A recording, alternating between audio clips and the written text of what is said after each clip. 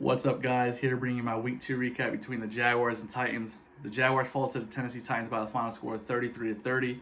We are now 1-1 in the season. Titans are now 2-0, and Titans are now in first place in the AFC South. Even though we lost, I thought there are a lot of positives in this game and a lot of positives we can look forward to moving forward. There were also some negatives, which we will get into negatives later on, but let's go ahead and hop right into the positives.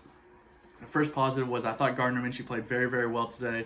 He threw for 339 yards, 3 touchdowns, 2 interceptions. Touchdowns went to Tyler Eifert, Keelan Cole, and Chris Thompson. Even though he had his 2 interceptions, I thought he played very well. The first one really wasn't on him, which I'll talk about in a minute. But Gardner really got going to me in the second quarter, and then basically took off from there. First quarter, it looked like his footwork was a little off, like a little uneasy, overthrowing, underthrowing, ball a little wobbly, but he eventually got settled in. And he actually talked about after the game in his press conference that he knows that the team has to start off faster, can't start off slow, because we did the same thing against the Colts last week when we beat them. We started off very slow. So we got to start off fast. We can't wait until the second quarter to really get going, because you can trail in the NFL. If you don't play for basically one whole quarter, you can fall behind real quick. So yeah, that was a positive that I got from the press conference was him taking leadership and ownership that they got to start better and start faster. But overall, I thought he played really good. The 2 interceptions, the first one was when James O'Shaughnessy was around the 20, 30-yard line. He was open, actually, but in front of him was Colin Johnson.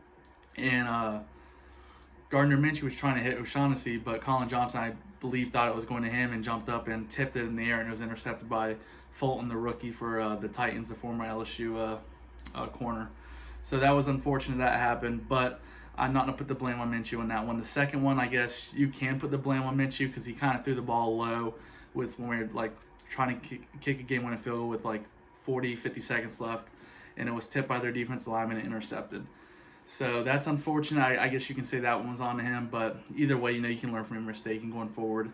And interceptions like that are going to happen in the league, so it is what it is. But overall, I thought he played very well.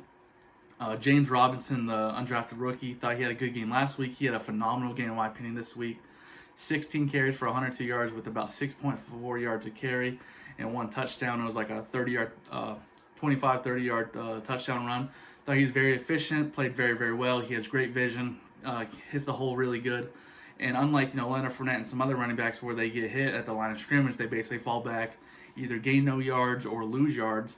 James Robinson didn't do that. If he gets hit, he's at least falling for 1 or 2. So now you're sitting at 2nd and 8, maybe even 2nd and 7 instead of 2nd and 9, 2nd and 10. So that's a huge plus. He had another long run, 40 yards or 30 yards, something like that. But he was very good. I enjoy watching him continue to grow. He looks like a phenomenal player already in this league, and I think he has the potential to be a 1,000-yard rusher this season. So that's a huge plus. And I thought he did good pass blocking for a little bit. I think he caught a few passes, but overall his running ability was very, very good today. And when I was watching some other Titans fans videos, they said the best way to expose the Titans defense is by running the ball and throwing to the tight ends. So we ran the ball very, very well. So that was a huge part, I think, of Gardner Minshew playing good, is we were able to open up the play action passes. So yeah, James Robinson played good, huge positive. DJ Chark led the Jags with 4 receptions, 84 yards. I thought he played really good. He had a nice deep pass he caught from Gardner Minshew. And then he also had a few others, 15, 20-yard grabs. Overall, DJ Chark played really good. Keelan Cole had a good game and a touchdown. Tyler Eifert had a good game. This guy, I'm enjoying watching him play because he can run the ball and he can catch. He's our number 2 wide receiver and number 2 running back, basically. And definitely enjoying watching him. I think he's going to be one of the steals of the draft. And then Colin Johnson, he got targeted in the end zone, but unfortunately didn't come down with it.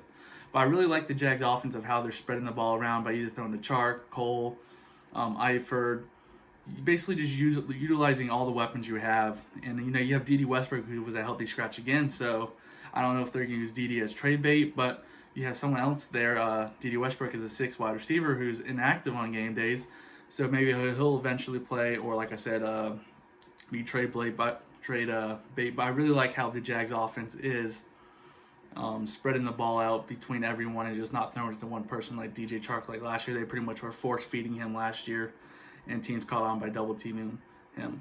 But now, DJ Chark, I do notice gets double teamed, but I think that's going to change when they start realizing Cole's, doing really well, Visca's doing really well, Conley's still there. They can't just double team one guy, so that's going to be huge for Minshew later on because Minshew and Chark, they have that connection last year, and they have a connection already still this year. So that's going to be huge going forward. So I'm definitely looking forward to that. Enjoying watching our offense play, offensive wide receivers. It's definitely enjoyable and different from what we've seen before. And a huge shout out to Jay Gruden. I thought Jay Gruden called a great game last week. I thought he called a great game today.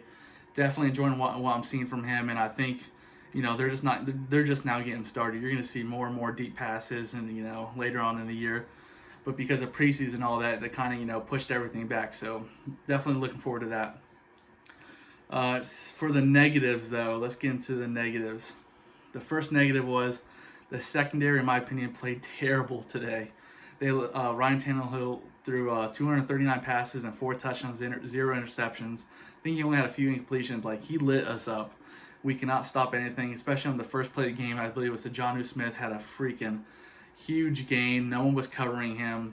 I thought Andrew Wingard played, I give him probably a D. He started off the game pretty badly, but eventually played better in the fourth quarter. But still, he did not play good at all.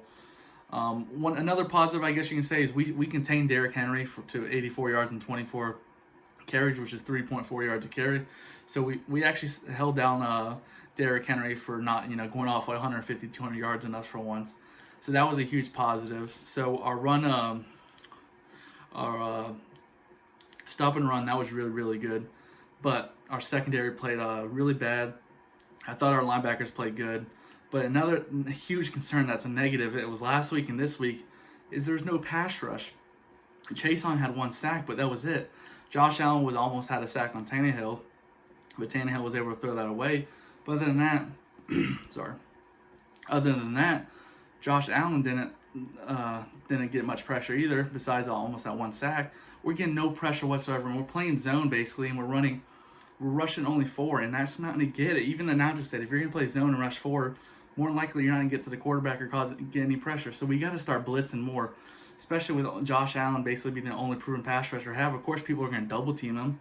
So that Todd Washington needs to start doing some blitz packages or something, maybe run a 3-4 here and there, because we have the players to run a 3-4. And it's just frustrating watching our defense get picked apart. C.J. Henderson, I believe, gave up the touchdown to Corey Davis, but also had a nice pass breakup later on in the game. Thought he played okay. Definitely not as good as he did last week, but he still played really good for his second game. Josh Jones, he didn't give up anything too much. There was a pass interference against him, which, it's questionable. Yeah, he did tug right away, but their wide receiver did stick his arm out, basically shoved them away. So, that could have went either way, yes. What else we don't talk about? We contained Derrick Henry. Linebackers played good. I thought Miles Jack had another good game. There was one time where he got juked out, but same thing happened last week. Only one time where he took a bad angle. Other than that, he played good. Thought Joe Schobert played really well. Defense line needs to get some work. Not necessarily against the run, because last week I thought we did pretty good against the run, and this week as well. But more so getting pressure, because if the quarterback's sitting there all day, there's not much the corners can do and the safeties when he has 10, 15 seconds, it seems like, to throw the ball. Of course, someone's going to get open eventually. So we definitely need to, get pressure, because to me, pass rush and corners go hand in hand. Pass rush and the secondary go hand in hand. If you have a good pass rush, the secondary, you're going to make the secondary look a lot better. So you're not going to need elite guys in the secondary. If you get into the quarterback in 3 seconds and they're having to force the ball in there, of course you're going to get takeaways and not pass breakups. So that's unfortunate. Definitely some stuff we need to work on there on the defensive side of the ball. But I'm definitely enjoying what I'm seeing from this offense. So we have the Dolphins on Thursday night, and then after that we have the Bengals. 2 winnable games, in my opinion, coming up. And I really hope we can start the season off 3-1. That would be huge, because the second half of the season is really tough. We got the Steelers, we got the Packers, the Ravens, the Colts again, the Texans, Titans. So it's a really tough second half of the schedule. The first half, there's a lot of winnable games, so we need to take advantage of everything we can. And it's going to be interesting to see if we trade for anyone, any defensive line help, any corners, anything on the defensive side of the ball that could help, maybe sign a veteran free agent, because if we're going to put up 24 to 30 points a game, but we're going to give up 30 points a game, it's going to be, it's going to be a little annoying if you lose these 33 to 30 all the time. Yeah, the offense is going to look good, but what's that doing when the defense is giving up what it seems like 400 or 500 yards a game? But yeah, a lot of positives to take away, especially on the offensive side of the ball, a few on defense. Looking forward to the game on Thursday. Since it is Thursday, I'll probably give my preview on Tuesday night, I'm hoping for. If not, early Wednesday morning. So other than that, go Jags, and hopefully we get the win next Thursday.